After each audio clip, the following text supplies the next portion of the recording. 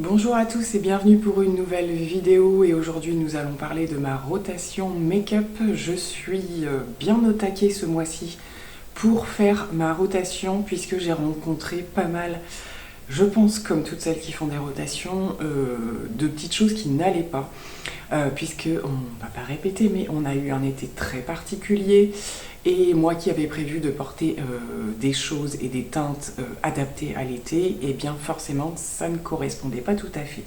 Donc j'ai fait des petits changements pour cette rentrée, des changements bien entendu liés aussi tout ce qui va être autour de la reprise du travail, des jours qui vont être plus chargés, donc de quoi aller vite, de quoi être efficace et des choses qui quand même vont quand même correspondre à une fin d'été dans l'éventualité, ça a été le cas, qu'on ait des petits jours comme ça où il fasse quand même assez chaud et tout ça.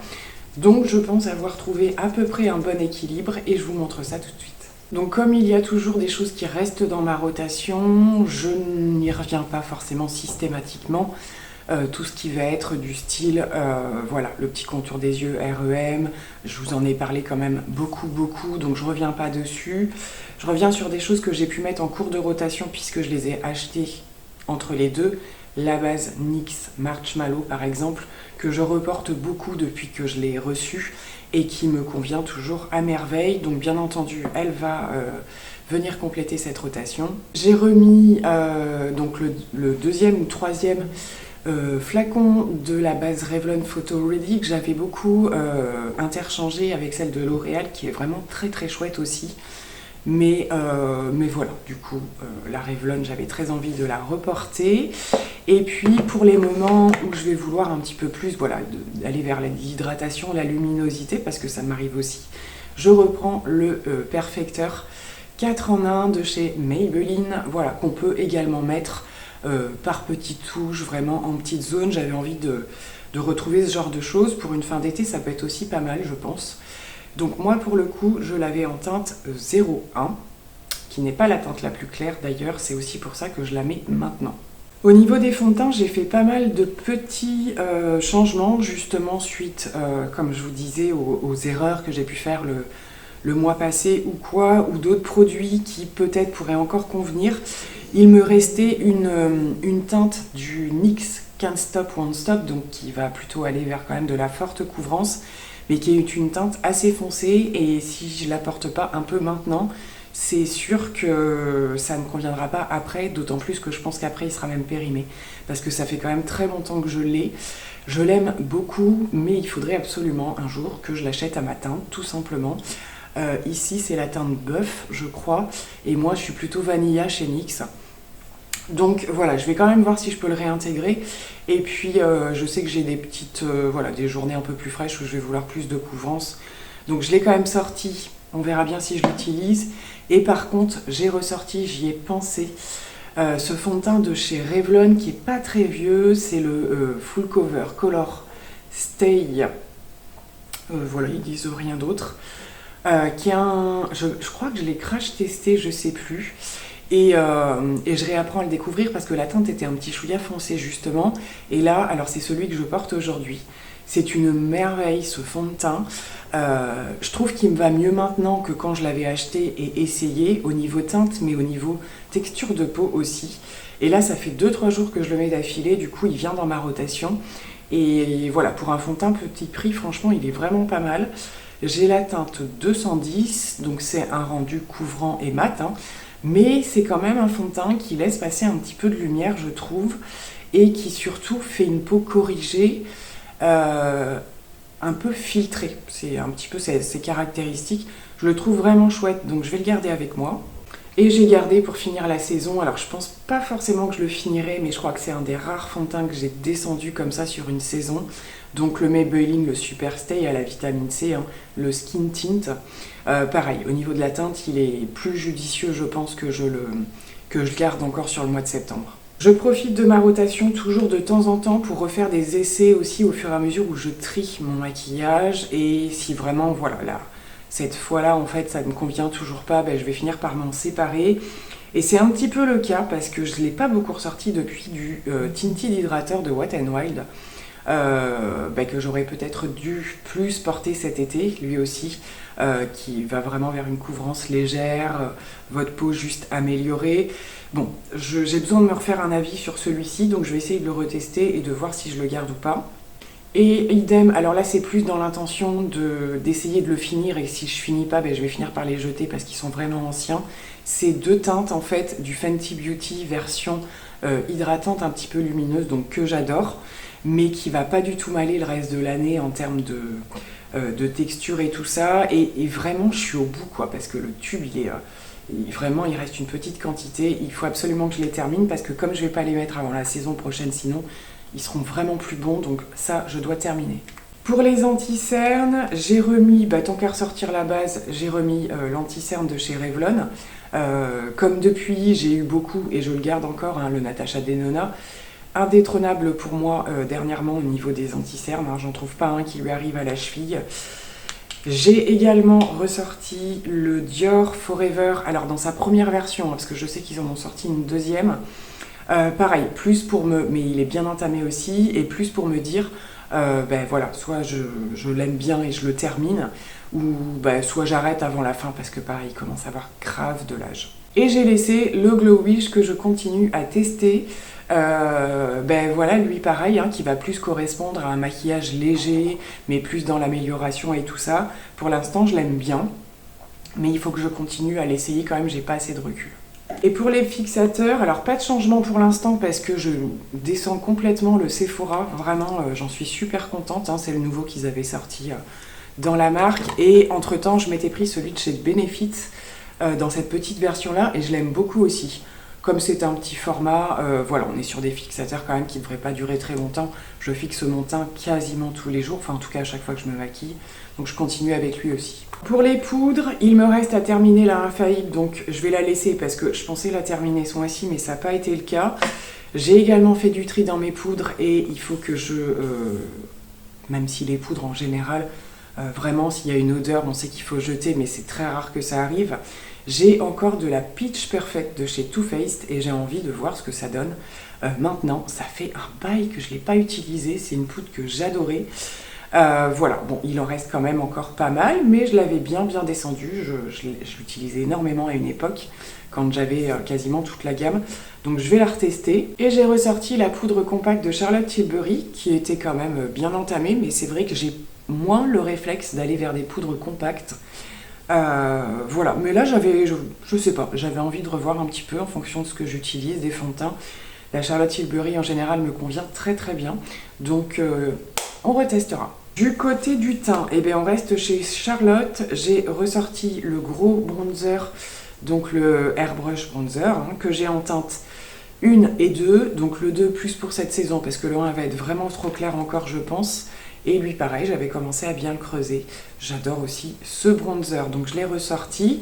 Et je ressors plutôt que prévu, parce que j'avais envie de le reporter maintenant, le LH Cosmétique, qui est encore une nouveauté, parce que ça fait pas très longtemps qu'il est sorti, et que j'avais commencé à bien tester. Mais ça, c'est pareil, c'est des produits dont je suis sûre de l'efficacité pour du maquillage rapide, donc ça fera le job. Et j'ai ressorti, pareil, ça fait pas si longtemps que ça que je l'ai retiré, la dernière palette teint Charlotte Tilbury. Donc la Glowgasm qui se présente comme ceci, qui était de retour en stock la dernière fois que je vous en avais parlé. Je regarderai si c'est toujours le cas.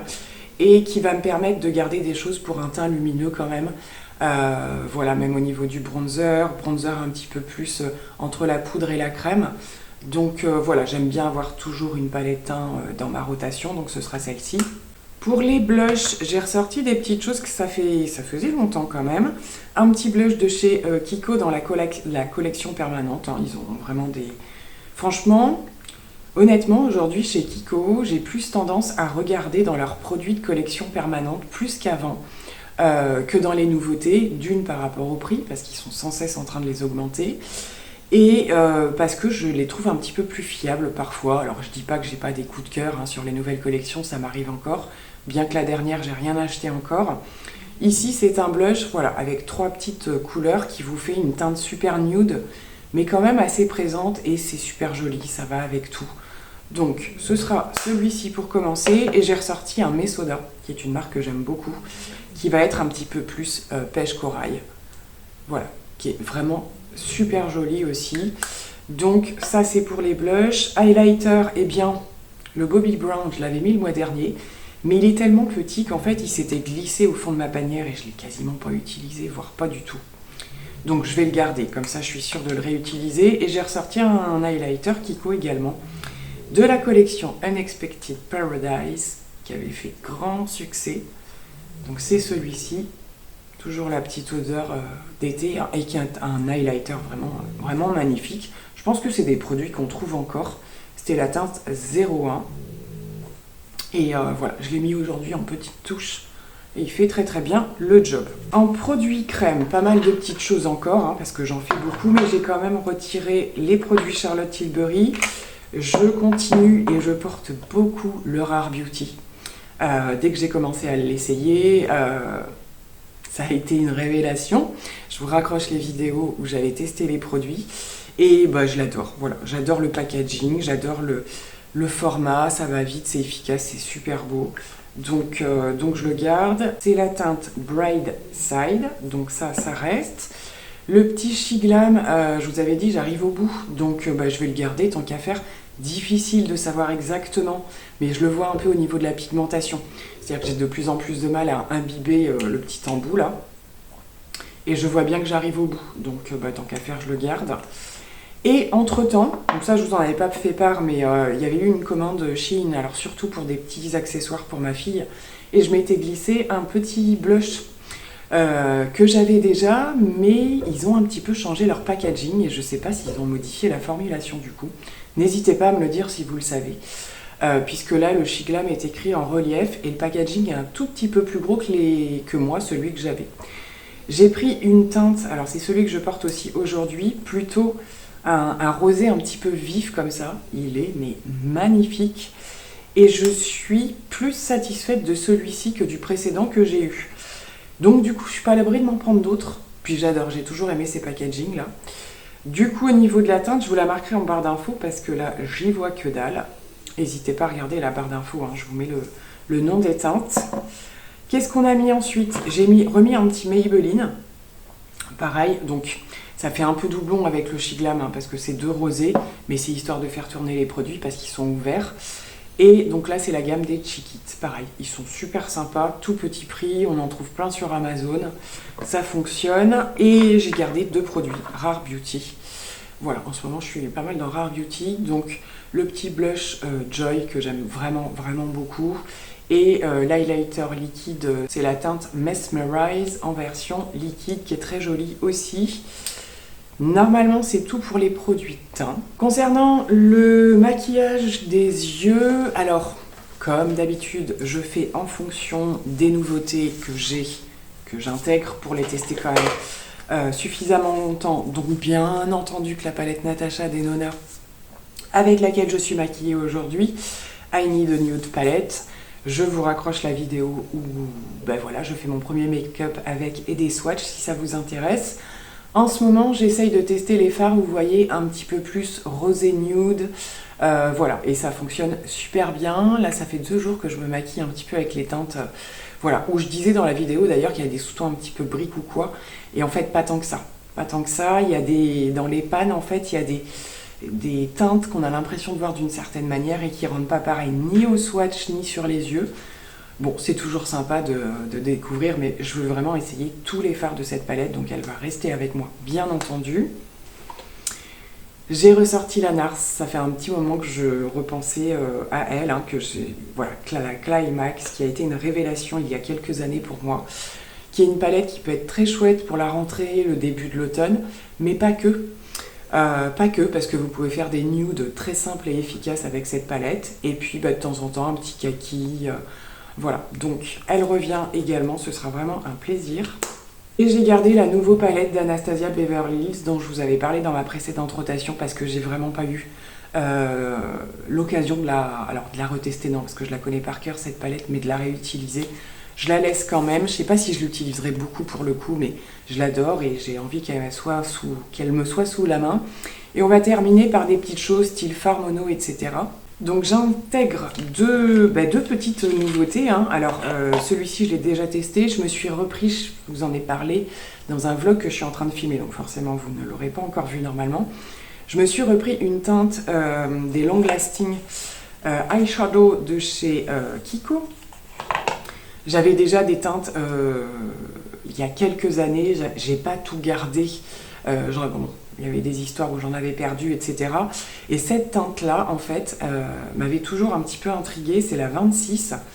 Et c'est une teinte un petit peu verte, avec des sous-tons un petit peu dorés, assez lumineuse et qui est quand même assez présente au niveau des yeux. J'ai fait un petit make-up l'autre jour avec, je crois pas vous avoir filmé quelque chose à part dans ce vlog. Et j'ai beaucoup aimé, j'aime beaucoup cette teinte en fait qui fait voilà, gris-vert, elle est super sympa. C'est vraiment des produits que je risque, vers lesquels je risque de me retourner à nouveau voilà, au cours de l'année, quand on a des périodes chargées, qu'on ne veut pas se prendre le chaud avec le maquillage. C'est vraiment le type de truc qui passe pour tous les jours, c'est hyper efficace et ça tient vraiment super bien. Et je vous ai partagé ça donc dans la vidéo prochainement que vous verrez qui est un vlog. Je m'étais commandé la teinte, la petite fameuse teinte Fembot, je crois, de chez R.E.M. Beauty, qui est donc cette petite teinte un petit peu holographique là, que j'ai pas encore essayé en make-up sur mes yeux, mais que j'ai vraiment hâte. Voilà, elle a été beaucoup en rupture et même quand elle est revenue, j'ai voulu attendre d'avoir d'autres produits à commander pour la prendre, mais elle est assez impressionnante. Donc là, vous voyez que la partie la plus claire, mais quand on l'incline un peu, il y a un rose un peu mauve là qui apparaît, ça a l'air super joli. Donc je testerai ça aussi très prochainement. Et pour terminer, j'en parle pas systématiquement dans mes rotations, mais je vous avais parlé de mes soucis de crayon sourcil à nouveau. Et lorsque j'ai commandé le petit fard, là j'en ai profité, et la palette Natasha Denona bien entendu, pour me commander le Huda Beauty que j'avais jamais testé. Donc crayon sourcil classique, hein, goupillon, petit crayon très fin. Exactement le principe que j'aime utiliser, hein, puisque donc le NYX ne me convient pas. Et j'ai pris la teinte, alors, neutrale blonde, je l'ai posée aujourd'hui, ça a l'air d'être nickel. Il y a besoin de très peu de produits, c'est bien pigmenté, c'est neutre comme j'aime bien. Écoutez, je pense avoir peut-être trouvé le remplaçant du Charlotte Tilbury, parce qu'il est quand même moins cher, et il y a les codes promo aussi qui passent dessus, hein. Donc, je continue de tester et je vous en fais part prochainement. Eh bien, écoutez, je pense que j'ai terminé pour cette rotation. Je voulais être rapide et efficace. C'est de plus en plus des rotations où j'en profite aussi pour vous parler de mes nouveautés au fur et à mesure. Comme ça, voilà, vous voyez, vous suivez un petit peu ce qui va se passer. J'aime bien, voilà, être d'un côté sur la continuité des tests de nouveautés et en même temps reprendre des choses plus anciennes. Voilà, pour se dire que finalement on a aussi des pépites, hein, dans nos tiroirs parfois qu'on oublie. Donc, eh bien écoutez, je vous retrouve dans les commentaires et en attendant, plein de gros bisous, à très vite, bye bye.